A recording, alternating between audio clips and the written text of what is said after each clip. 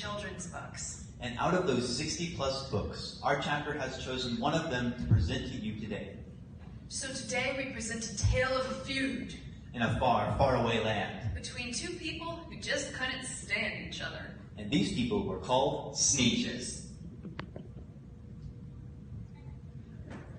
Now, the star-bellied Sneetches had bellies with stars, while the plain-bellied Sneetches had none upon theirs.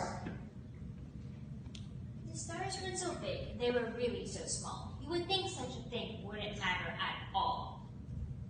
But because they had stars, all the star-bellied Sneetches would brag.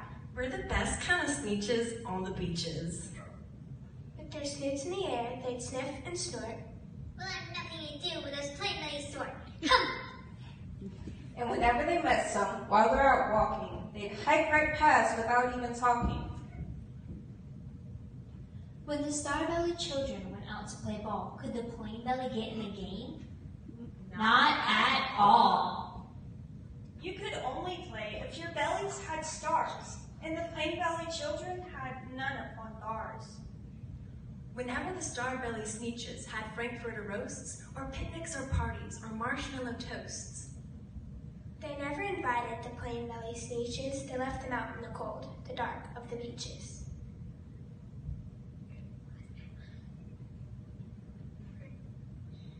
They never let them near. They kept them away. They never let them come near, for that's how they treated them year after year. Then one day, it seems, while the plain-bellied Sneetches were moping and doping around on the beaches, Just sitting there wishing their bellies had stars. A stranger zipped up in the strangest of cars. My friends, He announced in a voice clear and keen. my name is Slyvester Big Monkey Big Bang, and I've heard of your troubles. I've heard you're unhappy, but I can fix that. I'm a fix-it-up chappie. I've come here to help you, and I have what you need. My prices are low, and I work at great speed, and my work is 100% guaranteed. Then quickly Slyvester McMonkey McBean put together a very peculiar machine, and he said, You want stars like a star-belly Sneetch? My friends, you can have them for $3 each. Just pay me your money and hop right aboard. Dun, dun, dun! To be continued.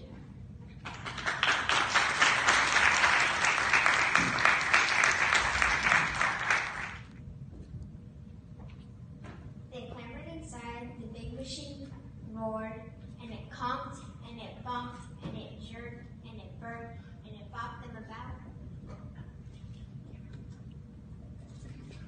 But the thing really worked.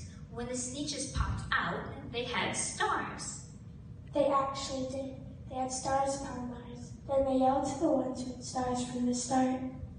We're exactly like you. You can't tell us apart. We're all just the same, you snooty old smarties, and now we can go to your frankfurter parties. good grief! From the ones that had stars at the first. Well, we're still the best Sneetches and they are the worst. Then up came McBean with a very sly wink. He said, Things are not quite as bad as you think. So you don't know who's who, that's perfectly true. Come with me, friends, you know what I'll do? I'll make you again the best Sneetches on the beaches. And all it'll cost you is $10 eaches. What a steal. Belly stars are no longer in style. Said McBean. What you need is a trip through my star-off machine. This wondrous contraption will take off your stars, so you won't look like Sneetches who have them upon theirs. And that handy machine, working very precisely, took all the stars off their tummies quite nicely.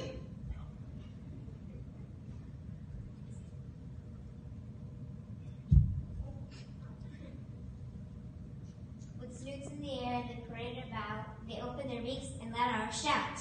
We know who is who. Now there isn't a doubt. The best kind of Sneetches are Sneetches without.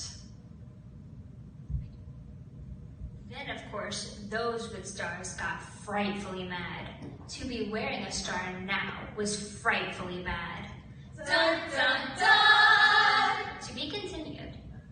McBean invited them to his star-off machine. Then From then on, as you probably guess, things got into a horrible mess. For the rest of that day, on those wild, screaming beaches, the fixed-up chappie kept fixing up Sneetches.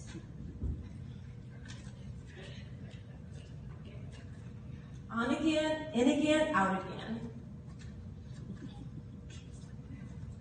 In again, out again. Off again, on again.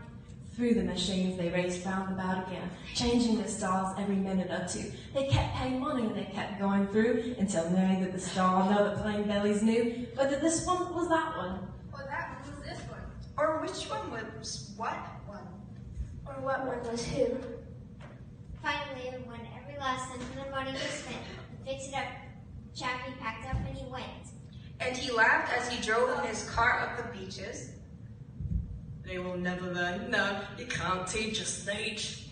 But McBean was quite wrong, I'm quite happy to say, that the Sneetches got really quite smart on that day.